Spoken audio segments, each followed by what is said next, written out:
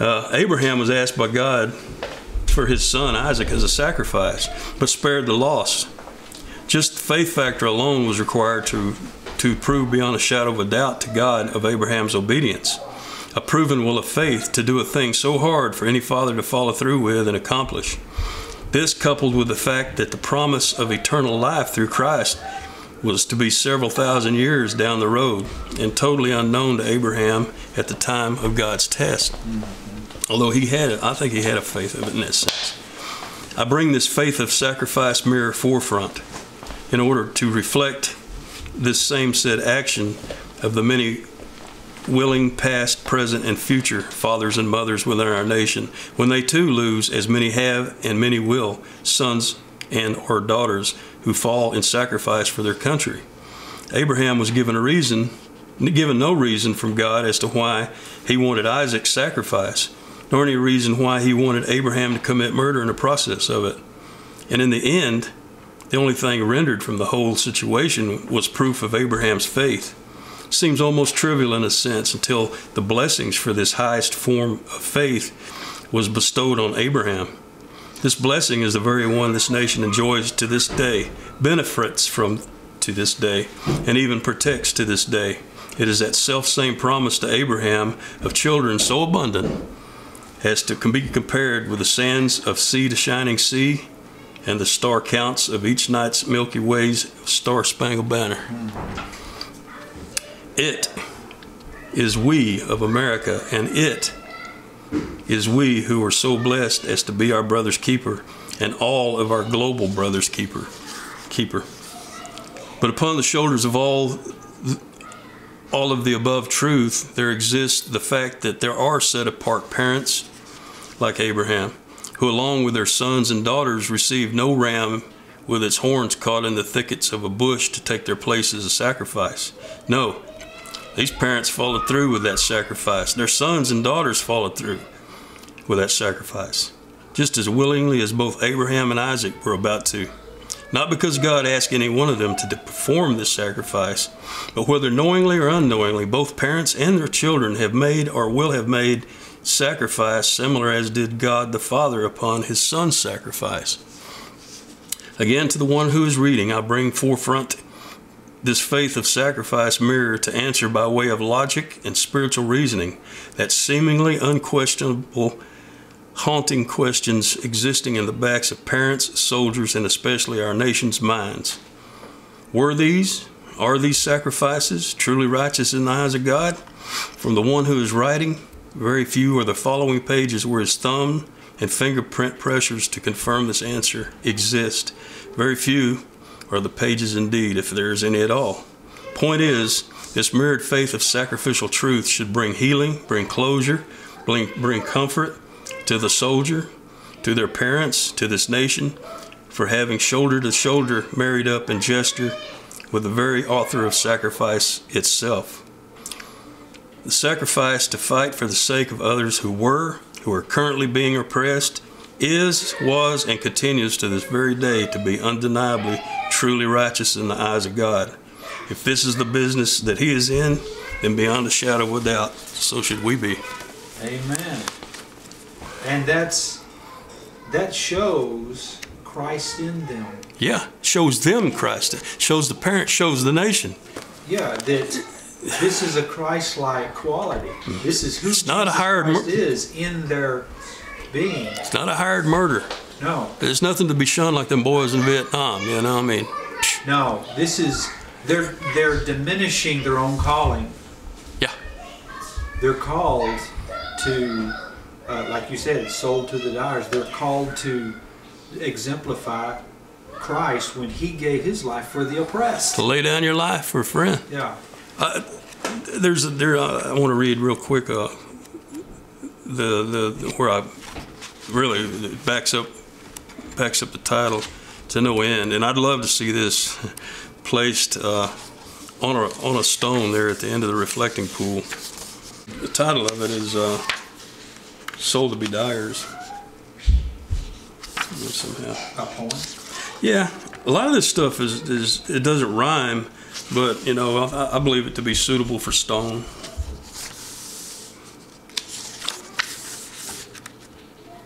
I mean, and that's where I'd like to see it at the end of the reflecting pool. Sold to be dyers. Jesus was ransomed to suffer and die for our many sins.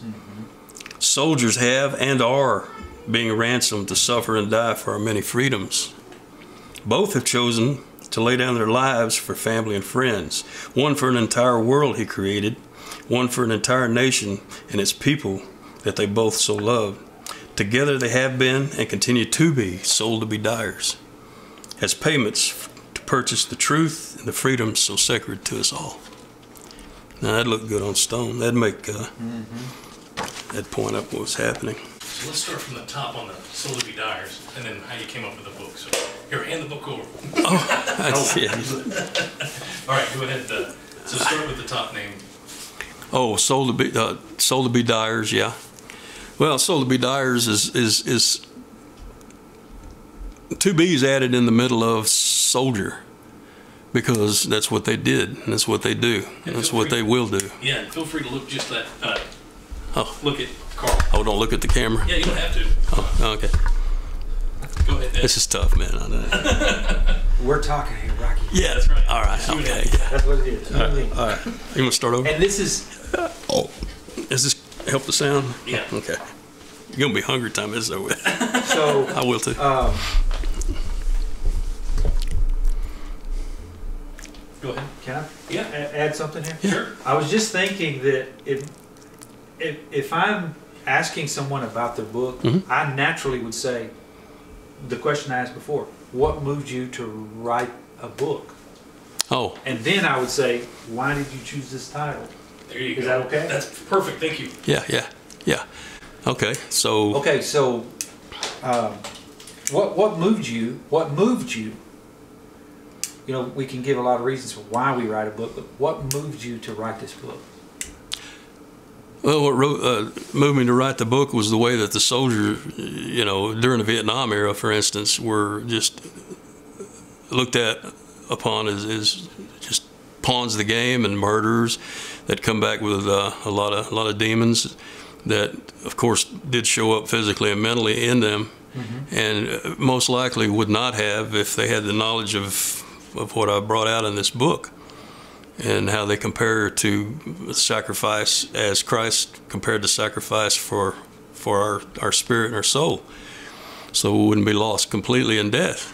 And they physically went in and did that verb. They were sold to be dyers to keep us physically from being taken over to where we couldn't worship who we wanted to or the way we wanted to. And for that very reason, I felt like the best thing that could heal the soldier, whether it's Vietnam, World War II, families left behind, the grandchildren left behind, wondering, you know, why did Grandpa not want to talk about the war in World War II, or you know, or great Grandpa, or the one in Vietnam and all that, or what triggered it, you know? Or Iraq, or Afghanistan. Yeah, where a lot of the demons, you know, are, you know, at play in areas below sea level like that. And the soldier can't help but ask himself, well, why, you know? Why did you turn your back on me? You know, I was doing you a favor. Of course, you know, and I know that the two shortest verse in the Bible is Jesus wept. And why? Because they didn't believe in him. They didn't believe in what he was trying to do. And the soldier, he's got to feel the same thing, you know. And that's why they get back into that comfortable pack of being, you know, one with each other. Now, finally, the nation, thank God for two of the country western, Toby Keith and Trace Atkins, they're bringing with each foot forward what these soldiers, you know, do in a sense, and for the nation to rise up and help them. Because, you know, I got a little saying, when their butt's on the line, you know, ours is mighty fine in safety. Yeah. So, but you'd have to look really hard. I don't think you could find a pope, a president, anyone that you might think is perfect, you know, to be as close as they are to Christ himself in the flesh, from the standpoint that they're willing, to lay down their life for their friends, for their nation. And as I continued with the book, it dawned on me more and more through the eyes of this chaplain who's been asked time and time again, why me, God? And even himself, he asked himself, well, why me? Why'd you put me in around these people that are asking me why? I have no answer other than, you signed up for it. Mm-hmm. But he eventually stumbles upon the reason. And the reason, the only way he found the reason was to hold every thought captive to the mind of Christ. Mm-hmm. Well, and he started studying what happened when Christ was asking, why me, to the Father. And of course, as anyone knows, or maybe they don't know, I don't know, the Father and the Son, they've been together since who knows when, only they know.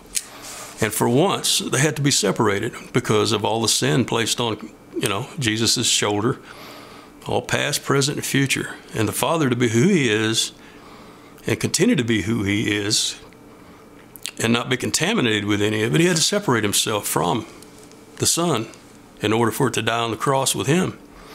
Now the soldier, it's the same thing. In the soldier's eyes, though, when he asked, why me, God, unlike when Christ asked, why have you forsaken me? Mm-hmm. They're asking, why me, And what they're seeing, they're having pulled away from them is their life as they know it, their family as they know it, their nation as they know it, any future fleshly existence as they know it. And naturally, that has to be a direct reflection of somebody laying down their lives for a friend or a nation. And so once they get that understanding underneath their feet, it can blow off a whole lot of this post-traumatic stress that they're going through right now, and blow off a lot of that guilt. Release that quick release knot of guilt that's around their neck for having killed another human being, mm-hmm. or losing another teammate, whether they're an alpha team, bravo team, platoon, the general losing all the men that's under him, that he's lost. And in this statement, he brings the chaplain brings out this statement and faces the soldier with, why do you make the statement to God, why didn't you take me instead of my buddy, or why didn't you take me instead of those guys? Mm-hmm. Now, if you stop and think, why would you ask that? It's because you're going to miss them. You had a lot of confidence in them. They were right next to you. They covered you, you covered them. There's no closeness closer than that. Yeah. So, with that being said, it formed the chaplain to be what you call tough love and make a statement in there that says, why would you want your buddy who's already shown as a mirror of Christ come back from where he's at, from his reward, even if it's sleep till the time, the twinkling of an eye inset, for him to be resurrected?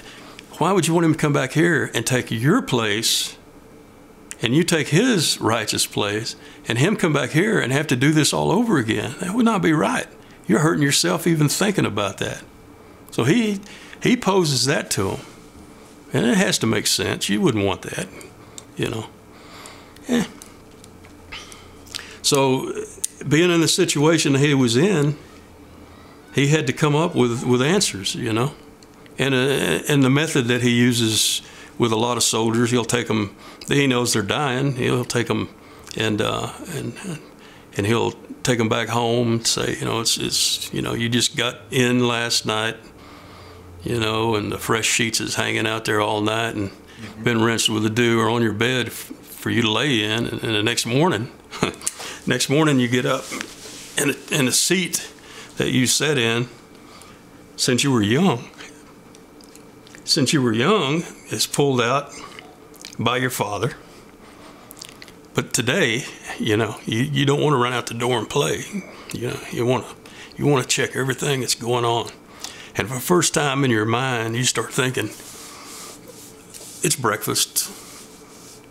The sun's coming up. Or I used to think it'd come up until I had to sit and think in foxholes for the truth of what the sun does. It don't come up. We turn around to it. We're turning toward it. while others in the nation are waking up, thinking that the sun's coming up. But you got a whole new outlook on life. Almost, in a sense, coming back from combat and the horrors of it. And I'm only imagining, because I didn't take any of those ghosts with me. I was through kind of a peaceful time through 71 through 74 in the 82nd. But I was ready to go to anything else that might have cropped up. They seen that reality. They're shaken to the bone. Their bags of blood, which we all are, shaken to where there's nothing, no pride, nothing to defend you, only your instinct. And you get through it. And you come back home and you're looking, where is that? I missed that. No, what the soldier really missed was having God by his side. Mm-hmm. He can't find that back over here. He might if he's a police officer or fireman. Hats off to that, to them. But he won't find it because it's not there. It's over there. It's not here. So it's like coming from Smithsonian, full tour of Smithsonian, to Disneyland. But everybody in Disneyland's believing Disneyland's real. Yeah. To them. Now, I can see that. But once they understand what it was they felt like it's missing from over there, which is God and their closeness to Him, like, I guarantee you God's everywhere somebody's dying. You know. Yeah. I mean, He says He knows when a sparrow falls from to the ground. So that's right. How much greater value are we, according to the Scripture, is what it says. That's exactly right. Yeah, we who, and it all, I don't know which is most important, and I was writing on this today, is to add in the third edition, or the third revision of this book, that I think will help the soldier. You know, is acceptance more important than obedience? And we touched on it a while ago, how Jesus wept because He wasn't accepted. Mm-hmm. So, or is it obedience? You know, the obedience is the thing that happens when you're sorry that you've done something wrong and you want to go straight to obedience. But what God wants is for us to accept Him for who He is and who we are as His, as His children, His future children. I mean, because look at all the time He has. He'd be bored to tears if He didn't have babies happening all the time and being able to live their lives. Yeah, another reflection is turn off your TV and all the stories that you enjoy watching on those things, whether it be nature or whether it be, soap operas. You're still interested in how life affects other human beings. And God, He cannot be much different, but He wants what's best for us. So He'll take us and He'll sharpen us with the enemy, to see just where His acceptance is, and our obedience is a lot of times. And it makes, like I was talking about earlier with the sword, it makes it, one sword taking out all of the rollovers in the other sword, and both rollovers, become apparent. So I make a lot of statements as bold as the one I'm about to make, is that God's our breath of life, as shown in chapter 3 there, where the breath of life is cut off by the chaplain while he was in Airborne Basic. He cuts it off from the provoker who's been provoking him about wanting to be the reader all the time of the Bible whenever he has a chance. And he knows he's just as good as the provoker as far as physical and mental status is, and it just burns the provoker up.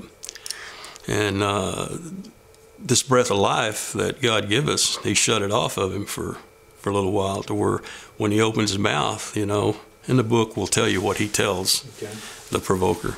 It's kind of a teaser here, I suppose. But in a real sense, we are the breath of life to God. And I know that's a bold statement, just as bold as whenever, you say you forgive God for sending these testers to you, these provokers, these enemy. If you can do that, God goes, well, if He's forgiven me doing that, then He's forgiven me. So we are, in a very real sense, His breath of life. You know, I relate that comment to being a grandfather and having grandchildren. They're my breath of life. Everything that they are, their very identity is the most important to me. Mm-hmm. And is that what you're getting to? I mean, that's how I relate to it. Yeah, but you know, and I do this for the soldier. Yeah. And I do it because I don't think anybody else has been bold enough to do that. That's blasphemy. No, that's the truth. It is the truth, yeah. I see it. Yeah, I can see that. But unfortunately, like one of the sayings I have in there is it's like children trying to spell God with the wrong building blocks. And no, you know, we'll never have the right building blocks. My idea ain't the right building block unless it helps the soldier. And then by God, I believe it is. Mm-hmm. But to make statements like that was part of what processed through the book.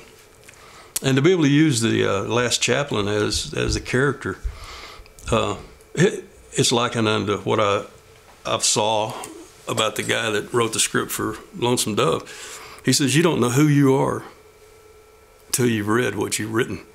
Mm-hmm.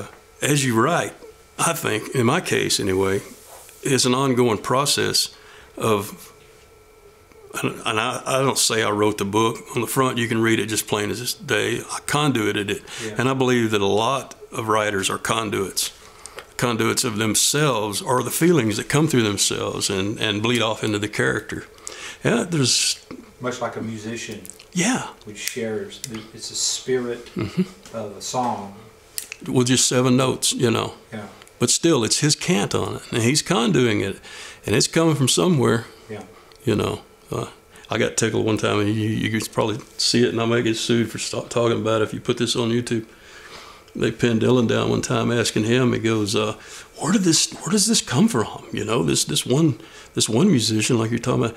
He says that it channels into him, you know, from the beyond, from the ethereal, from the godlike, almost trying to put that in his words to get him to say, "Well, it come from God." And he got mad at this guy, and he goes, "How dare you? How dare you ask me that question? Only God knows those things. You have to ask him." Yeah. You can show that. We can show that segment because it's not the entire piece; it's a segment. Oh, good. Yeah. Yeah. Well, that's a good one. You should see that. And all the time, this interviewer, he's in his 30s. This interviewer's, he asked the interviewer, he goes, "Just a minute," before he started the interview. Then he goes out there, he gets a pencil, paper, and a pad, and he starts drawing, sketching the interviewer. Puts him way off where he belongs.